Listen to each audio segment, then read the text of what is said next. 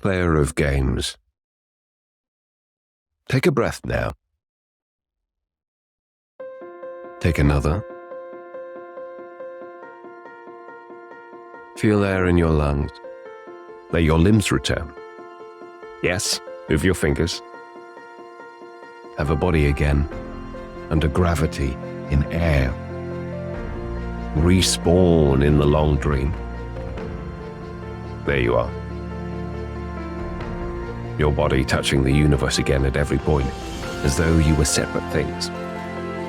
As though we were separate things. Who are we?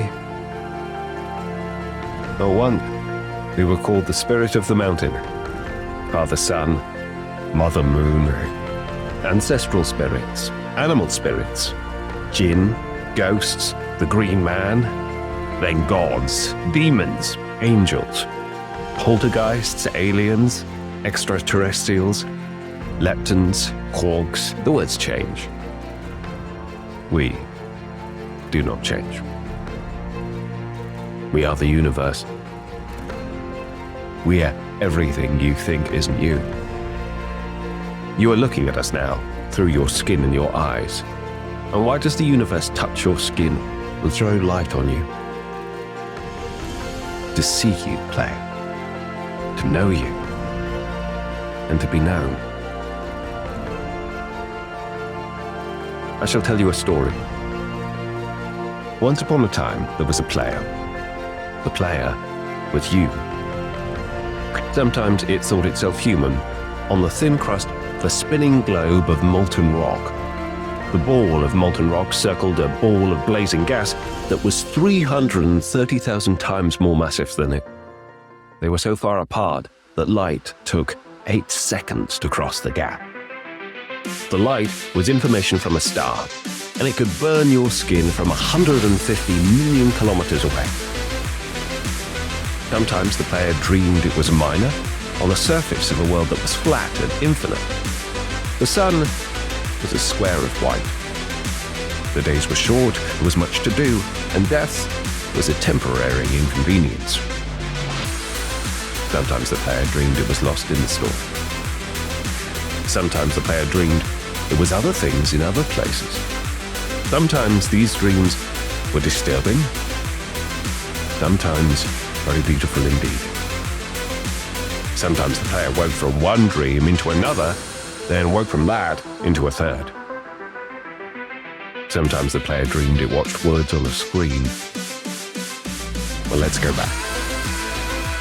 The atoms of the player were scattered in the grass, in the rivers, in the air, in the ground. A woman gathered the atoms. She drank and ate and inhaled, and the woman assembled the player in her body. And the player awoke from the warm, dark world of its mother's body into the long dream. And the player was a new story, never told before, written in letters of DNA. And the player was a new program, never run before, generated by a source code a billion years old. The player was a new human, never alive before, made from nothing but milk and love. You were the player, the story, the program, the human, made from nothing but milk and love. Let's go further back. The 7 billion atoms of the player's body were created long before this game, in the heart of a star. So the player, too, with information from a star. And the player moves through a story, which is a forest of information, on a flat, infinite world that exists inside a small, private world created by the player, who inhabits a universe created by Sometimes the player created a small private world that was soft and warm and simple. Sometimes hard and cold and complicated. Sometimes it built a model of the universe in its head, flecks of energy moving through vast empty spaces. Sometimes it called those flecks electrons and protons. Sometimes it called them planets and stars. Sometimes it believed it was in a universe that was made of energy that was made of offs and ons, zeros and ones, lines of code. Sometimes it believed it was playing a game. Sometimes it believed it was reading words on a screen. You were the player, reading words. Sometimes the player read lines of code on a screen, decoded them into words, decoded words into meaning, decoded meaning into feelings, emotions, theories, ideas, and the player started to breathe faster and deeper and realized it was alive. It was alive. Those 1,000 deaths had not been real. The player was alive. You were alive.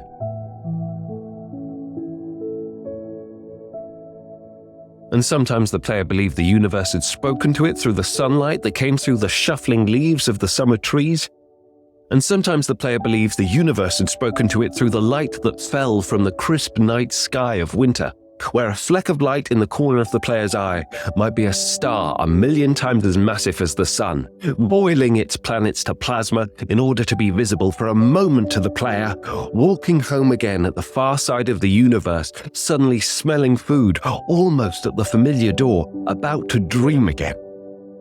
And sometimes the player believed that the universe had spoken to it through the zeros and ones, through the electricity of the world, through the scrolling words on a screen at the end of a dream.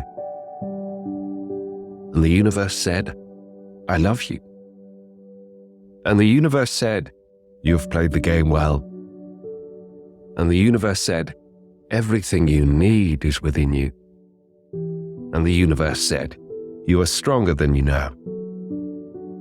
And the universe said, "You are the daylight." And the universe said, "You are the night."